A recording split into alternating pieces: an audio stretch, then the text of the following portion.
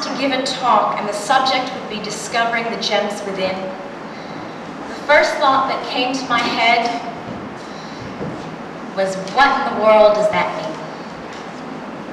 Dwayne called me up and he said, look, we're having a summer camp and I would like it if you could come give a speech. The topic is discovering the gems. And I said, well, look, I'm leaving to go to Israel in the 2 days after that, so I don't know if it might be pushing it, but give me a minute, let me just consult with my family and I'll get back to you. I talked to them and they said, yep, sure, go for it, let's do it. I called them back and I said, okay, I'll do it. Discovering the gems within, sure, it'll be easy. I know exactly what to talk about. I hung up the phone and I was like,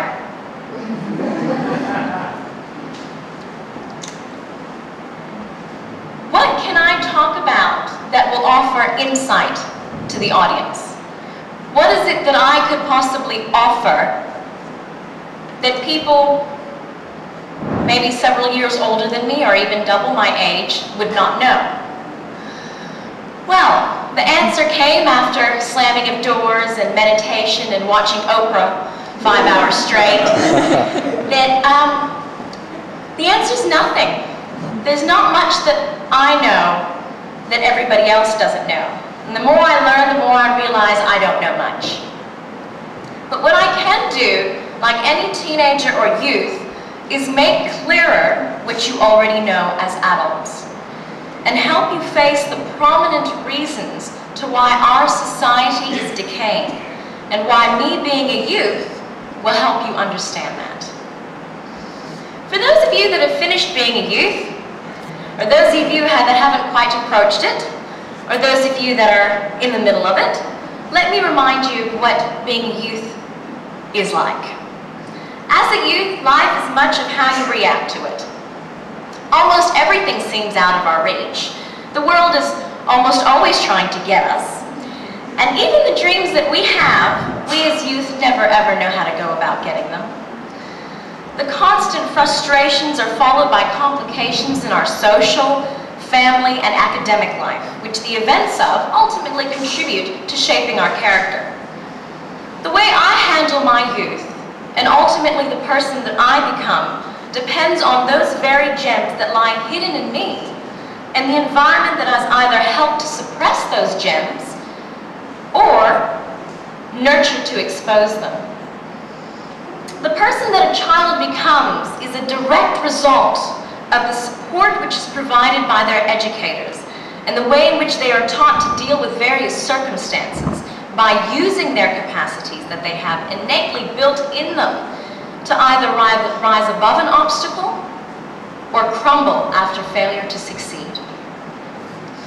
Such is the nature of a child and youth that looks to adults and various iconic figures to tell them what they are capable of, what they are told they can achieve, or what they are told that they will fail at will become their destiny either way. These children, like a seed, will grow depending on the nutrients of the soil, the sun, the water, and the love that it's given.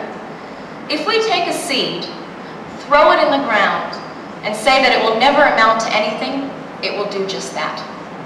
It will become waste. If anything, it'll be a tree that bears no fruit. If the youth are foremost taught to love, they will love forever into their adult lives. If they are taught that there isn't enough blessings out there for all of us, they will always be greedy. If they are taught that they were never good enough, they will always be burdened by insecurity, jealousy, and hate. If schools are teaching that academics are most important, then the children and youth will always place mathematics and science above world unity, love, compassion, generosity, and truthfulness. I'm going to make another point obvious. Children, they become teenagers. Teenagers, they become adults. And the adults in this world are our leaders. They are our politicians. They are our teachers. They are our mothers and fathers. They are either the makers or breakers of peace. They are either beings that create a war or beings that strive to create love. Let me tell you a little story. It's a life story, so obviously it's a major summary of the person's life story. There was once a child born in Austria.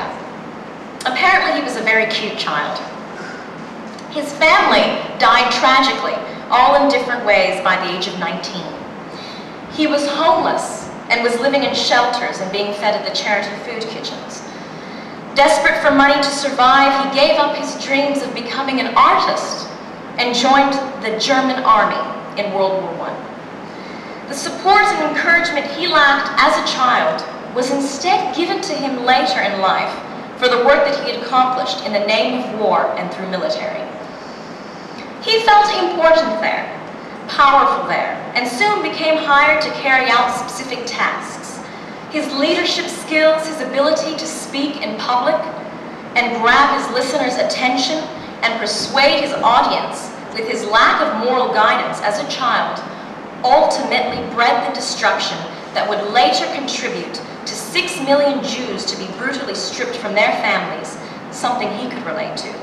These 6 million were made to feel helpless, much like he felt as a youth. And eventually they were executed one by one. This man is Adolf Hitler. Another story for you to think about. On the other hand, there was a boy that was born in Atlanta, Georgia, around the time of all this mass genocide in Europe. He was born a son and a grandson to pastors in the church. He grew up with religion in his life, while his father worked hard to break down racial barriers that existed in the South. He performed with excellence academically, received his doctorate, went on to carry his father's work in the civil rights movement, being the youngest person at that time to receive a Nobel Peace Prize. This man has made speeches that are recited and taught to children all over the globe today. The world still feels the freedom that this man helped to create by enlightening the dark ignorance of prejudice with his light of wisdom and truth. Greater equality between the African Americans and the whites were as a result of this man's yearning for justice. This man, as you know, is Dr. Martin Luther King Jr. If you think about it, Adolf Hitler was once a child. So was Martin Luther King. I wasn't there, but I'm pretty sure they were born innocent and ready to be loved. What an impact spiritual direction has on one individual as opposed to the other. And what sadness it brings to me, because both individuals had the capacity and the gems needed to make a big effect that changed the world through their perfect speech, their charisma, and their leadership. Except one, possibly through no fault of his own, carried an ignorance that darkened the world, while the other was thought to be a humble channel through which the divine could come through and use these beautiful talents and gems to make a positive impact on humanity, and ultimately create equality between races, which its effects are even evident today. When I'm explaining this to you all, I know that it is something that you feel that you already know. It is not anything new. But as a youth, I am attempting to make a voice for all those children that are yet to be born, and the youth today that will soon be our future. That the roots of all the problems that exist in this world, I feel, are the direct result of how we educate and train our children to become.